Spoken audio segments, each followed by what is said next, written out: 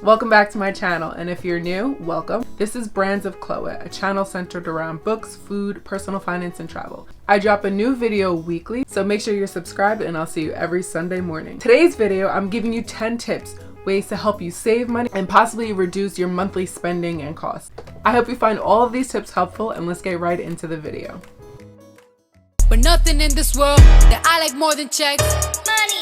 All I really want to see is the money. I don't really.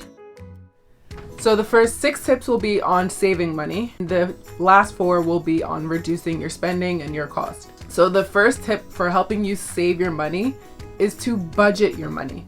I did a whole video on creating budgets, so make sure you check that video out too if you haven't seen it already. I'll link it on the screen for you to watch as well.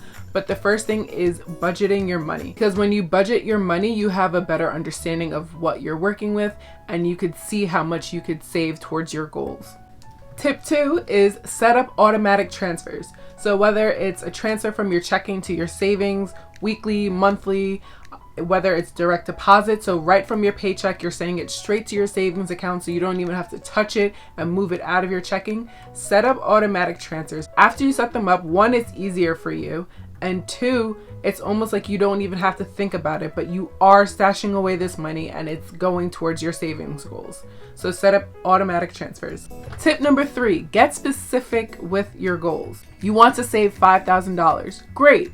What is that $5,000 for? If you say that $5,000 is for your emergency savings, so that is something you have in your mind. This is what I'm saving towards. Maybe that $5,000 is for a down payment on a car. Whatever it is, get specific with your goals, because if you just say you want to save X amount of dollars, it might be harder for you to attain that goal if there's not really an end game for it. So get specific with your goals. Tip number 4 for saving money is break those bigger goals into smaller, more attainable ones. So say if we're sticking with that $5,000 number, you want to save $5,000 to go towards your emergency savings. But that $5,000 number might be daunting, and that's okay. So you could break it into smaller numbers and set smaller goals for you to achieve that $5,000. So maybe $5,000 is a lot to think of at first. Break that in half, so $2,500. So now your first goal for that bigger goal is $2,500, and once you achieve that goal, then you can move on to the second $2,500, and then next thing you know, you are at your $5,000 goal.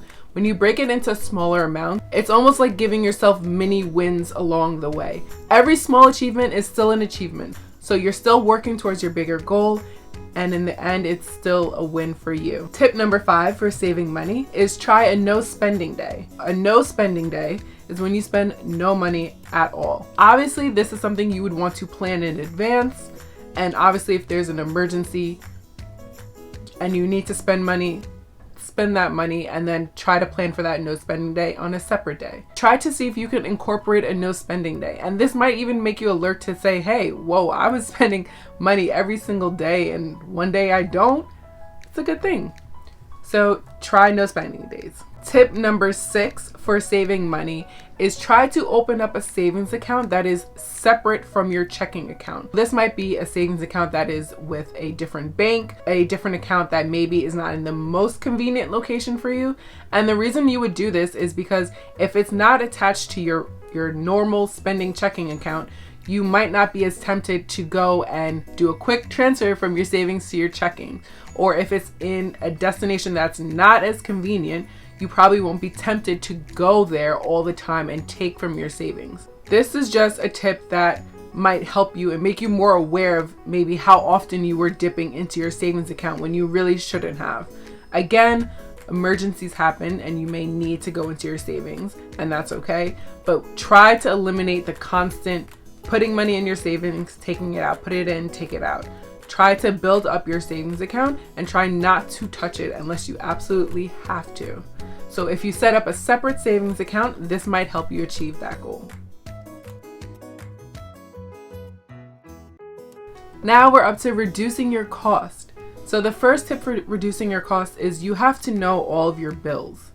You can't reduce your bills if you don't even know everything that you are paying for. I talked about this a little bit in the budgeting video as well, but knowing all of your bills is knowing the date they are due, the exact amount, which account they're coming out of. These are all things you definitely need to know in order to move forward with trying to reduce your costs.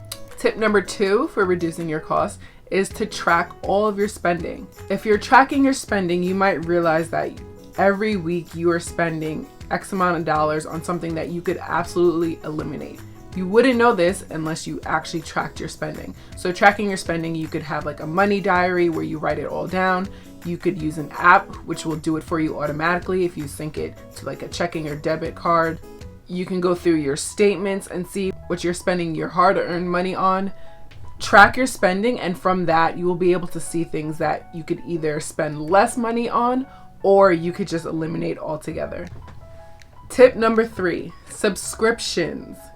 If you have subscriptions, make sure you know all the subscriptions you have. That could be your Netflix, that could be monthly car washes that you're paying for, that could be your music streaming app. All these subscriptions are important to know, because with subscriptions, they're tricky because sometimes you sign up for a free trial and you forget to cancel it. And now you just have this monthly subscription. And if you're already not tracking your accounts or your spending, you might forget about this subscription and it's coming out of your account and you're not benefiting from it because you don't need it. Go through all of your subscriptions. If you see one and you're like, what is this? You probably don't use it and probably don't need it. And that is something that you can get rid of and help to reduce some of your spending costs. Tip 4 for reducing your costs, and this is the last tip I have for you guys today. Try to negotiate the cost of something or switch to an option that is more affordable. This could be your monthly internet, your cell phone plan. If you are renting, negotiating your rent can be a possibility. And there's definitely articles online and videos about that. So check that out if that's something that you were trying to lower. You will save yourself money in the long run if you can get that price lowered.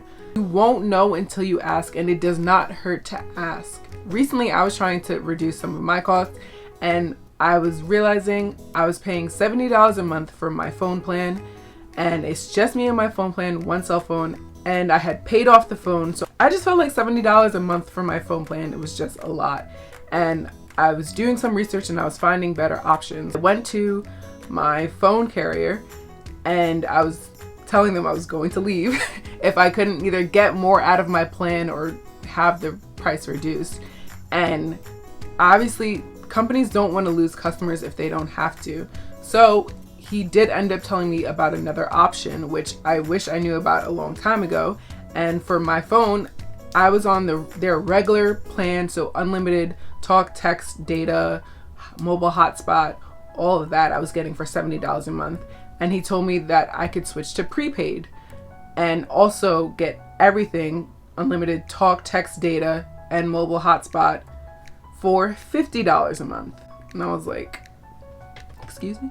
So that's exactly what I did. And they call it prepaid. I'm not sure why. I guess because you're not on a contract, but I have it set up so it's still an automatic payment. So it's not like you have to go into the store and pay it every month. You don't have to call them. You don't have to go online. You could still have automatic payments and not worry about it. Now I went from a $70 phone bill a month to it is exactly $55.51 a month for my cell phone plan. Over the course of a year, I'm saving almost $200 just by switching within my same carrier to a different type of plan for everything that I had before. Literally just cheaper. So definitely look into your different options. These were all the 10 tips I had for you guys today. Thank you so much for watching. I hope you're able to incorporate them and save yourself some more money and reduce some of your costs. Make sure you subscribe, and I'll see you at the next video.